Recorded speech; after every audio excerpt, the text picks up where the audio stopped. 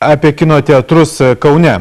Ne vienas pastatas stovi apleistas, o kai kurie netapo benamių landinėmis arba pramogų centrais. Ir vis dėlto kokia padėtis Kaune, kalbėsime su mūsų laidos svečiais. Juos ir pristatau, tai Kauno miesto vicemeras Stanislovas Buškevičius. Sveiki. Sveiki.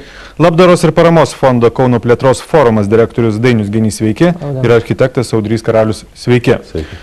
Pone Buškevičiu, kaip jūs vertintume dabar susidariusią padėtį Kauno kino teatruose? Atrodo, kad beveik 20 metų nerūpėjo. Kino teatrai ėjo iš vienų rankų į kitas, pramogų centrai kūrėsi, kai kurie pastatai iš tikrųjų apleistina. Pažiūrėkime, kaip Dainos buvęs kino teatras atrodo Savanorių prospekte.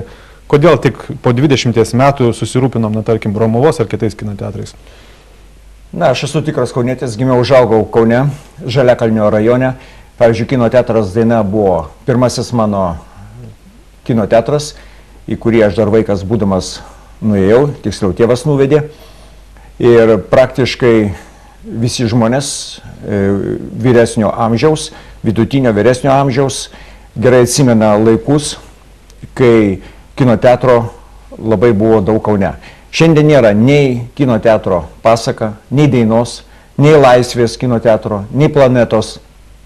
Daug kino teatrų tiesiog buvo privatizuota, prichvatizuota, prieš tai dar privatizuota, žodžiu, ėjo iš rankų į rankas. Aš galvoju, kad buvo padaryti nusikalstami, aplaidus veiksmai, tikslu užvaldyti turtą, visos visuomenės turtą. Ir šiandien mes turime tokį rezultatą, kokį turime.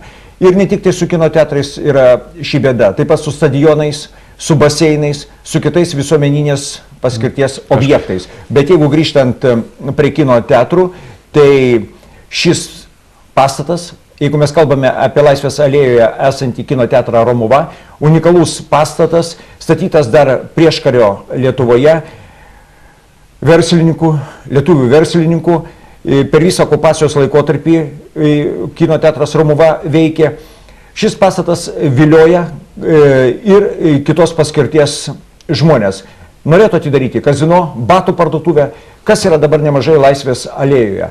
Ir mūsų tikslas, bet kurią kainą, išsaugoti šį pastatą, kad jis būtų kino teatras, o ne batų parduotuvė. Dėl vieno bent jau pastato tikrai gali pakovoti. Pone Karaliau, kaip jūs vertinat kaip architektas? Matot jūs ir prieškario sprendimus, daugiausia tie kino teatrai atsirado prieškarį ir tai buvo tikrai įdomi architektūra netgi. Ir dabar pažiūrėjus, nors yra apleisti tie pastatai. Matot, kino teatras, sakykime, 30 metais tapo, na, sakykime, labai modernių ir labai madingų Europoje kultūros laisvalaikio židinių. Eidavo į naujausi filmai, kurie Kauną pasiekdavo vos su kelių dienų pavėlavimu, sakysim, nuo Paryžiaus. Jie būdavo lankomi, na, ištisai, sakykim, kuopomis kariškiai eidavo ir jaunimas, ir šiaip žmonės. Tai buvo tiesiog, sakykim, na, tokia labai nauja ir labai stipri kultūrinė raiška ir, sakysim, tokia savotiška pop kultūra, sakykime. Ir tos tradicijos, na, plėtojosi ne tik tai kaip kino, sakysim, filmų žiūrėjimas, būdavo grojama muzika, tam tikri pramoginiai šou, taip toliau, taip toliau. Tai tas procesas, supraskim, jisai, na, turėjo savo labai didelį pagreitį. Vienšančiuose 4 kino teatrai veikia. Aš Kaune, jeigu neklystu, buvo apie 20 kino teatrų.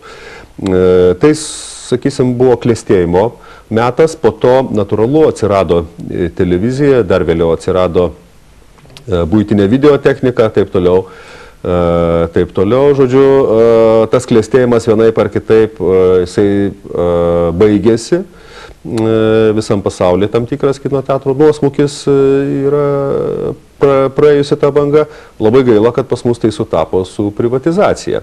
Ir ta privatizacija, jinai buvo tokia, sakykime, skubota ir neapgalvota. Nes, mano galva, buvo galima išsaugoti kino teatrus nebūtinai kaip kino teatrus tiesioginę, paraidinę prasme, bet kaip tam tikrus kultūrinius židinius, kultūros centrus. Ir jiems jos truputėlį, sakysim, performatuoti į tokius multikultūrinius centrus, kas galėjo būti padaryta. Ir manau, kad Buškevičius kaip tik ir akcentuoja tą dalyką, kad prarasta yra labai daug. Ir dabar mes tiesiog matyti ir kalbame dėl to, kad esam liudininkai, kai mums iš rankų gali išsprūsti arba ne. Paskutinis mūsų, sakysim, tiesiog labai simbolinis ir labai ikoninis visom prasmėm, ir pavadinimo prasme Romuva, ir architektūros, kuri yra unikali, ir tokių kino teatrų Baltijos jūros regione apskritai vos keletas yra. Šitas simbolinis veiksmas sugrąžinti kiną į Romuvos kino teatrą labai sustiprintų ir Kauno tapatumą. Kaunas yra toks, kaip čia pasakius, visiškai išskydęs ir toks išsivaikščiojantis miestas. Ir viena, kas kauniečius jungia tiek Vilniuje, tiek, sakysim, Londone arba bet kur, tai yra kaunietiškumas. Ir tas kaunietiškumas būtent yra ta vertikalė, tas inkaras eina per tos tapatybės ženklus, kurie yra visiems atpažįstami ir visiems suprantami. Kaunas yra vienas iš tų miestų, kuriame daug kas gali pasakyti, va čia aš su tėčiu ėjau, va čia aš ėjau su seneliu, va čia mano, reiškia, močiutė ir senelis susipažino, reiškia, šitoj vietoje, va, pavyzdžiui, mėgdavo į tą kino teatrą ir taip toliau. Tai tęstinumas šių dalykų yra ne kokie nors, sakykime, saldūs sentimentai, bet tai yra tos tapatumo vertikalės formavimas. Tai yra tiek pat patriotiškai svarbus dalykas, kaip, sakysim, lietuvių kalbos mokymasis, ar, sakysim, himnas, ar galų gale visa, kas telpa į savoką aš kaunietis ugdymą. Aš manau, kad savivaldybė galėtų mažiau investuoti į, reiškia, miesto įvaizdžio projektus. Čia yra vienas iš geriausių įvaizdžio projektų. Pone Geny, kaip Jūs vertinat susidariusią padėtį? Ar iš tikrųjų kiną galima rodyti ir prekybos centruose, ir dar kažkokioje neįprastoje erdvėje? Ar vis dėlto, tokie kino teatrai kaip Romuva arba, kiti buvę, būtent yra ta erdvė, kurioje ir ne tik netradicinis, bet ir tradicinis kinas turėtų būti rodomas.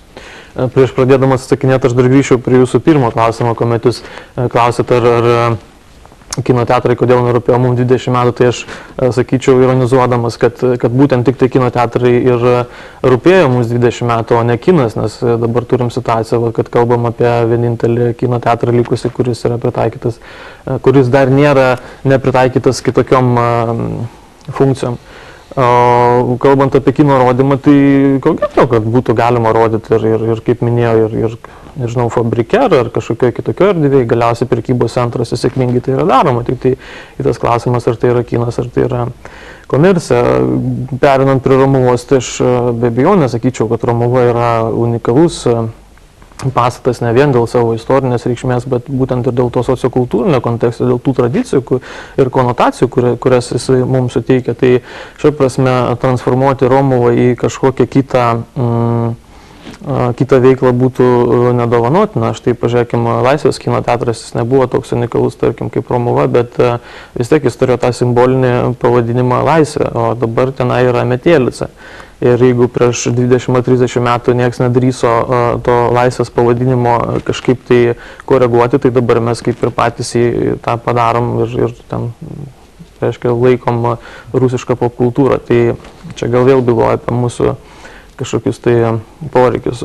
Tai Romuva, man atrodo, yra tikrai ta erdvė, kuri yra skirta kinui, bet čia aš norėčiau dar pastebėti, kad man atrodo, kodėl Romuva iki šiol dar nėra pilnavertis pastatas, tai yra dėl to, kad vis tiek yra suprantama labai, labai siaurai. Tai yra, kai kalbam apie Romuvos kino teatrą, tai kalbam arba apie kiną, arba apie pastatą. Tuo tarpu aš sakyčiau, kad reikia ne tik tai sujungti kiną su pastatu, bet ir galvoti, kad ten galėtų būti visokių kitokių iniciatyvų. Tai galėtų būti ir vieta ar užuovėje kitokiam vaizduojamiem menam, galėtų būti ir parodos, galėtų būti ir galiausiai, nežinau, kažkokių teatro trūpių pasirodymas. Ne tik soliariumas, kaip yra dabar, be jokios abejonės, sėkmingai, ko gero, ir veikiantis.